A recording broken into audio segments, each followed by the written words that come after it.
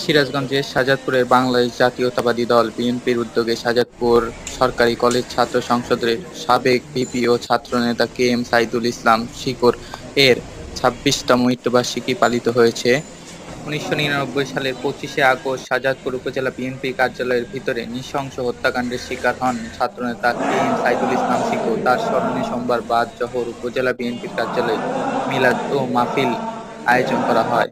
এ সময় উপস্থিত ছিলেন উপজেলা বিএনপির সাবেক সভাপতি ইকবাল হোসেন হিরু এবং সাবেক সাধারণ সম্পাদক আরিফুজ্জামান আরিফ, সাবেক সাংগঠনিক সম্পাদক আমির হোসেন সবুজ, সাবেক সিনিয়র সহ-সভাপতি আব্দুল জব্বার, সাবেক পৌর বিএনপি সভাপতি এমদাদুল হক নওশাদ, সাবেক সাধারণ সম্পাদক আইয়ুব আলী, সাবেক বিএনপির প্রচার সম্পাদক, সাবেক ৪ নং ওয়ার্ড বিএনপির সাংগঠনিক বাবু সহ বিএনপি বিপুল নেতাকর্মী উপস্থিত ছিলেন।